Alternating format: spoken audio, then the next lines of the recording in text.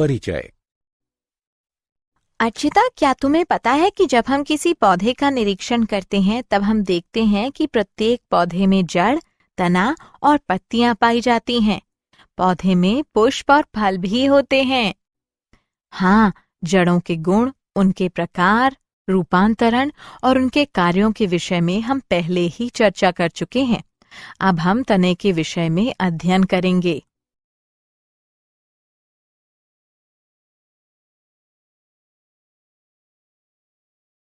उद्देश्य। इस पाठ के अंत में आप निम्न करने में सक्षम हो जाएंगे: तने के गुणों का पता लगाना, तने के प्रकारों का अध्ययन करना, घटे हुए तने के रूपांतरणों को पहचानना, तने के भूमिगत रूपांतरणों का पता लगाना, भूपृष्ठीय तने के रूपांतरणों का अध्ययन करना, वायवीय तने के रूपांतरणों का अध्ययन करना, तने के विशिष्ट रूपांतरणों का अध्ययन करना और तने के कार्यों को समझना।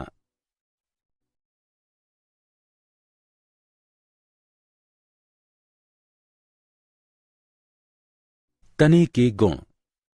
तना अक्ष का बढ़ता हुआ भाग है जो शाखाएं, पत्तियां, पुष्प तथा फलों को धारण करता है।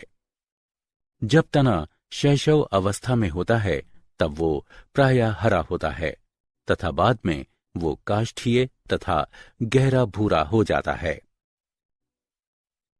तना संवहनी पौधे की दो मुख्य संरचनात्मक अक्षों में से एक होता है।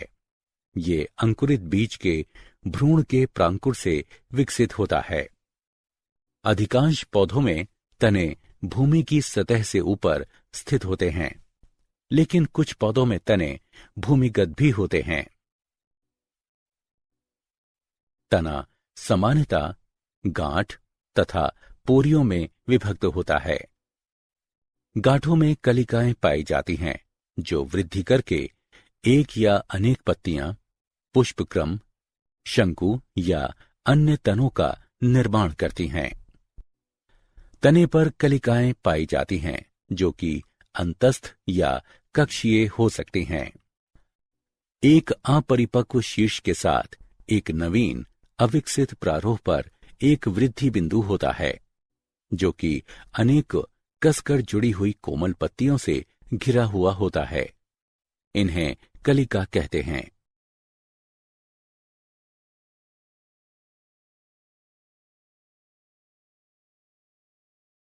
तने का शाखा विन्यास। तने के मुख्य अक्ष पर शाखाओं के व्यवस्थित होने की विधि को शाखा विन्यास कहते हैं। मुख्य रूप से शाखा विन्यास दो प्रकार का होता है: पार्श्वीय शाखा विन्यास और द्विभाजी शाखा विन्यास।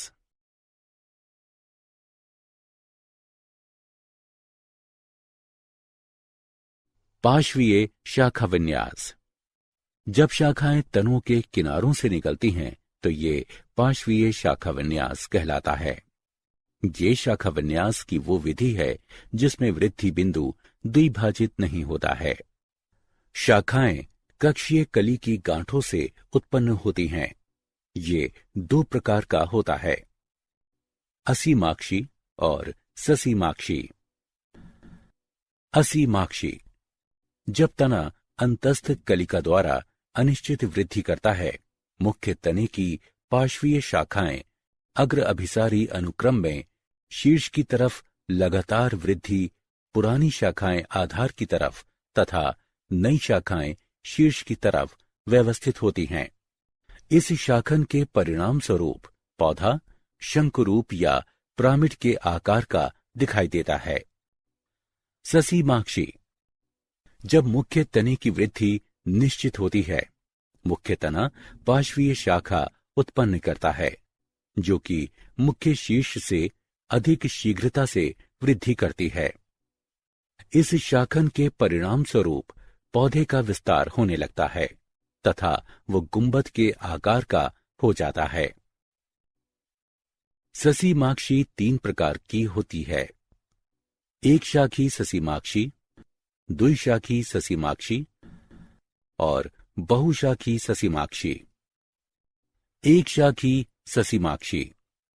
इस प्रकार के ससीमाक्षी शाखा विन्यास में एक ही समय पर केवल एक ही पार्श्वीय शाखा उत्पन्न होती है।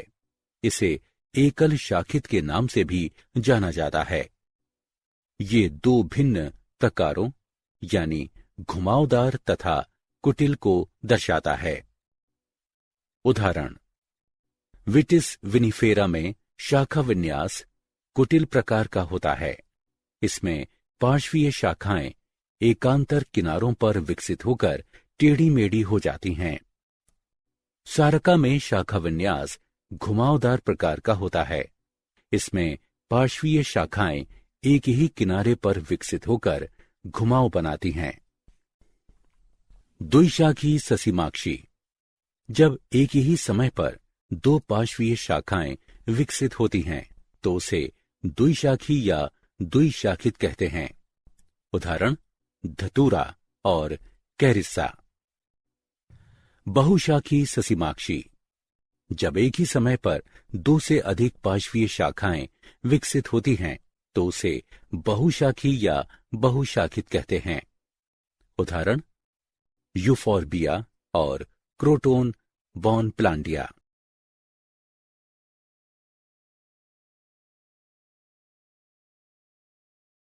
द्विभाजी शाखा विन्यास। जब अंतस्थ कली कांटेदार तरीके द्वारा दो द्विशाखित शाखाओं में विभाजित हो जाती है तो इसे द्विभाजी शाखा विन्यास कहते हैं।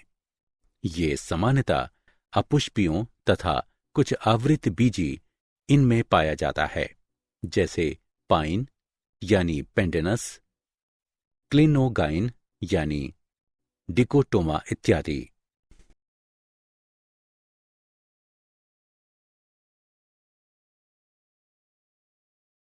तने का रूपांतरण। सामान्य कार्यों के अतिरिक्त अन्य कार्यों को करने के लिए रूप में परिवर्तन करने को रूपांतरण कहते हैं। वास स्थान के आधार पर तने 3 वर्गों में रूपांतरित हो सकते हैं। तने का भूमिगत रूपांतरण, तने का भूपृष्ठीय रूपांतरण और तने का वायवीय रूपांतरण।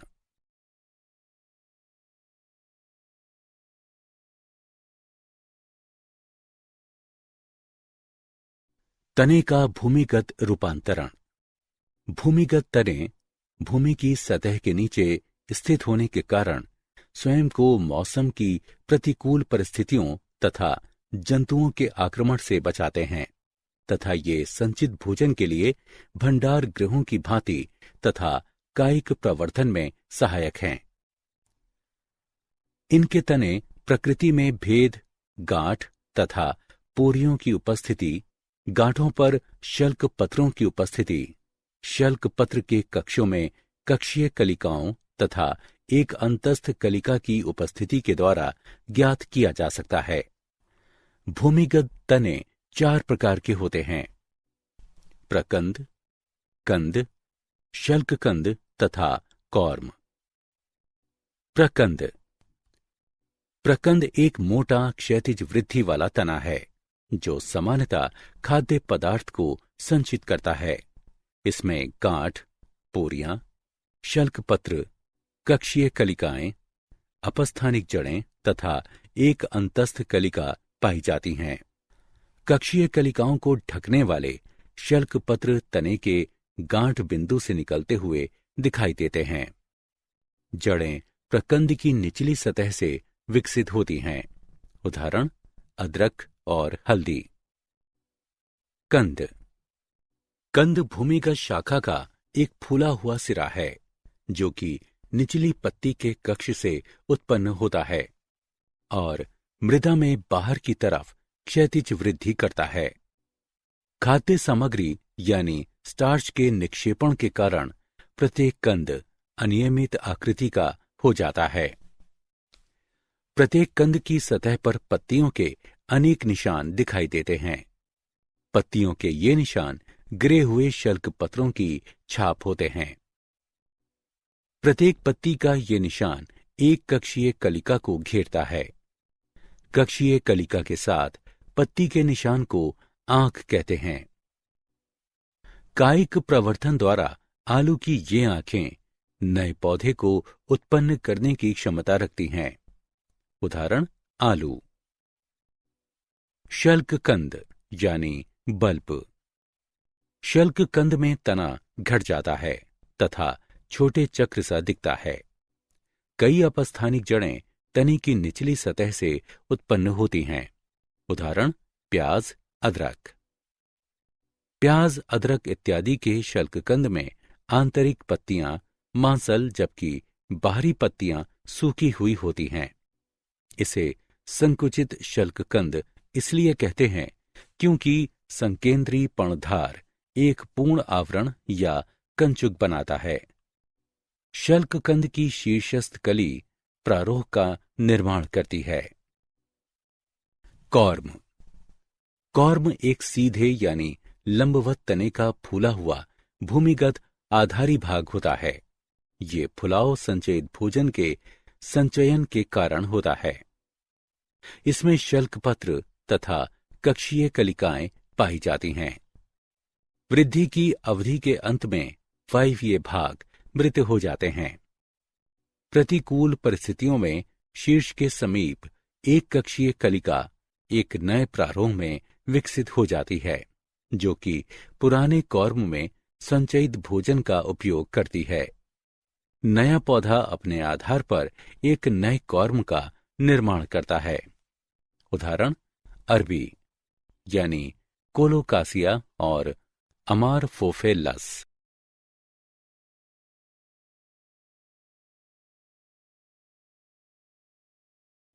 तने का भूपृष्ठीय रूपांतरण। कुछ पौधों में कायिक जनन के लिए भूपृष्ठीय तने रूपांतरित हो जाते हैं।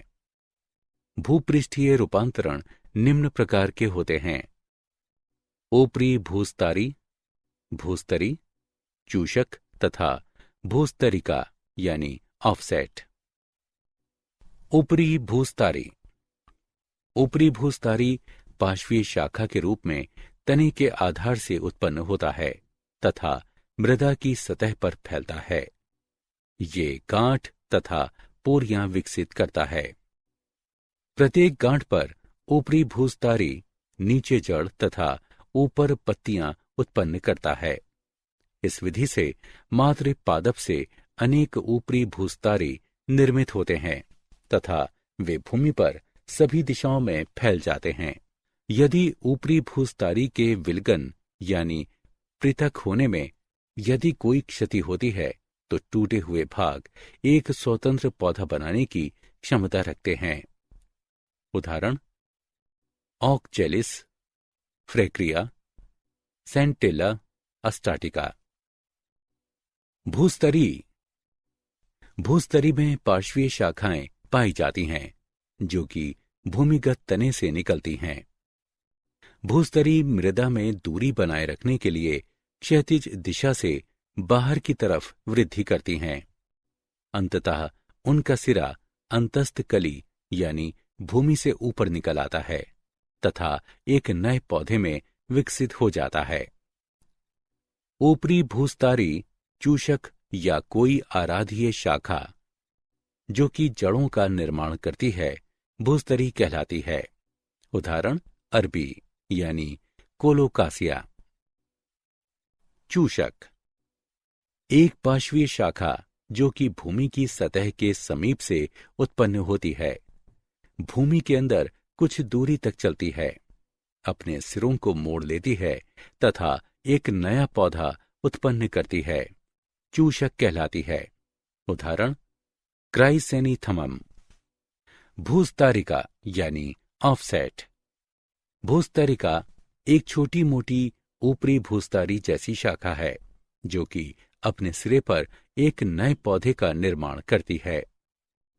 भूस्तरिका जनक पौधे के मुख्य तने से सभी दिशाओं में वृद्धि करता है।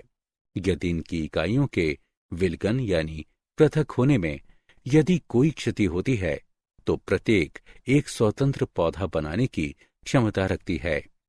उदाहरण पिस्टिया, और आइकोर्निया।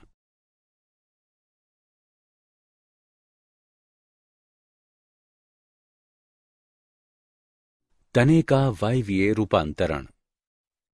कुछ पौधों में विभिन्न विशिष्ट कार्यों को करने के लिए वायवीय तने का रूपांतरण होता है। वायवीय रूपांतरण निम्न प्रकार का होता है: फिल्लोक्लेट, क्लेडोट, तने के शूल, तने के प्रतान तथा बुलबिल। फिल्लोक्लेट। फिल्लोक्लेट अनेक पोरियोयुक्त एक चपटा तना है जो कि पत्ती की भांति कार्य करता है। नागफनी यानी ओपनशिया में तना हरे रंग की चपटी संरचना में रूपांतरित हो जाता है, जिसे फिल्लोक्लेट कहते हैं। फिल्लोक्लेट की सतह पर शूलों का गुच्छा बन जाता है। ये शूल कक्षीय कलिकाओं की रूपांतरित पत्तियां होते हैं। ये शूल न केवल पौधों की वाष्पोत्सर्जन की दर की जांच करते हैं, बल्कि शाकाहारियों से पौधों की रक्षा भी करते हैं।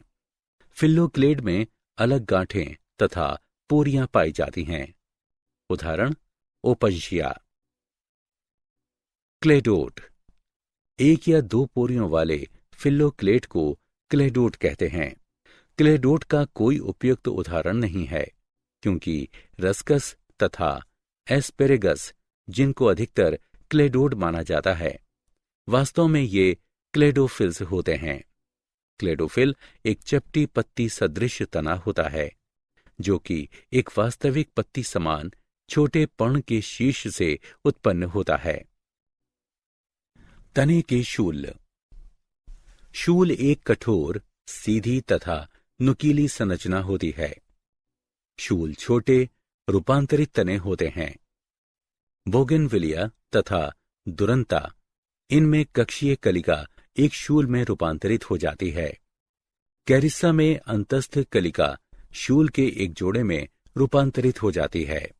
शूल कभी कभी पत्तियों, पुष्पों तथा फलों को धारण करते हैं, जैसा कि दुरंता तथा अनार में देखा गया है। शूल न केवल पौधों की वाष्पोत्सर्जन की दर की जांच करते हैं, बल्कि शाकाहारियों से पौधों की रक्षा भी करते हैं। उदाहरण: कैरिसा, दुरंता और सिट्रस। तने के प्रतान। कुछ पौधों में प्रतान तने के रूपांतरण की भांति विकसित होते हैं। साइसस क्वाड्रान गुलेरिस में अंतस्थ कलिका एक प्रतान को जन्म देती है तथा पैसीफ्लोरा में कक्षीय कलिका प्रतान में रूपांतरित हो जाती है। बुलबिल। बुलबिल एक विशिष्ट बहुकोशिकीय पादप शरीर है, जो कि जनन के लिए आवश्यक होती है। अगैव में पुष्प कलिकाएं बुलबिल में रूपांतरित हो जाती हैं। ये बुलबिल पृथक होकर मृदा के संपर्क में आ जाती हैं तथा एक नए पौधे के रूप में विकसित हो जाती हैं। डायोस्कोरिया में कक्षीय कलिका बुलबिल में विकसित हो जाती हैं। ये बुलबिल मातृ पादप से पृथक होकर एक नए स्वतंत्र पौधे के रूप में वृद्धि करता है।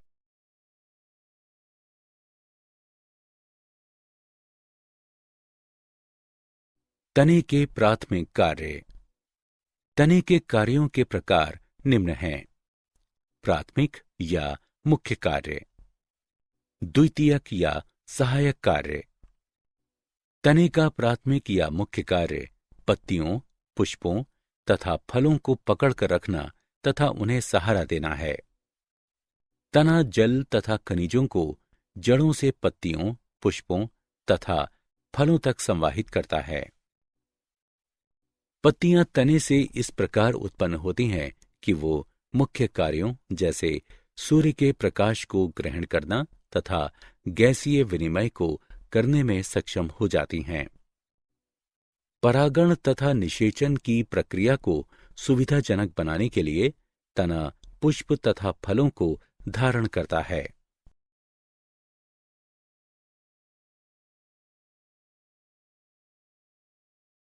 तने के द्वितीयक कार्य: सहनशीलता बढ़ाना। जिंजीबर, कुरकुमा तथा डायोप्टेरिस में भूमिगत तने पौधों को प्रतिकूल परिस्थितियों पर काबू पाने में सहायता करते हैं। भोजन का संचयन। भोजन मृदूतक यानी पेरेन्काइमा कोशिकाओं तथा भूमिगत तनों जैसे सोलेनम ट्यूब्रोसम, अरबी यानी कोलोकासिया और अदरक में संचित होता है। आरोहक की भांति तने प्रतान, हुक, कांटे आदि में रूपांतरित हो जाते हैं, जैसे कि पैसिफ्लोरा, बोगेनविलिया तथा विटिस फिनिफेरा में।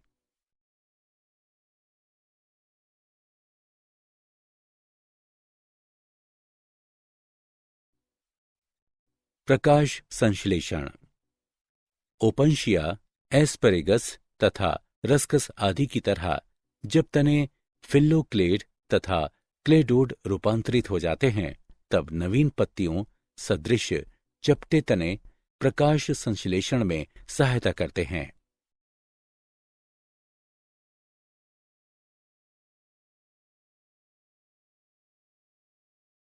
तने के द्वितीयक कार्य यानी कायिक प्रवर्धन।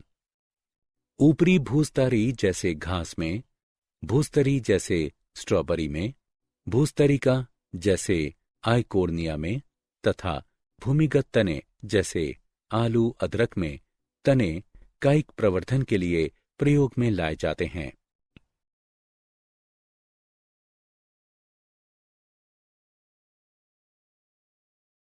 तने के द्वितीयक कार्य। चढ़ने से सुरक्षा करना। विकसित कांटों द्वारा तने पौधों को चढ़ने से बचाते हैं।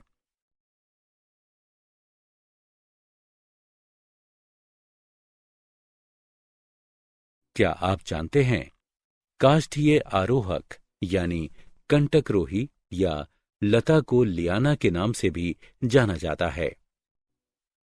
वायवीय तने का मोटे भाग को कूट बल्ब यानी स्यूडो बल्ब के नाम से भी जाना जाता है तथा ये ऑर्किड में जल तथा अन्य पदार्थों का संचय करते हैं। केले में अंतःभूस्तारी चूषकों को सोड अंतःभूस्तारी चूषकों के नाम से भी जाना जाता है।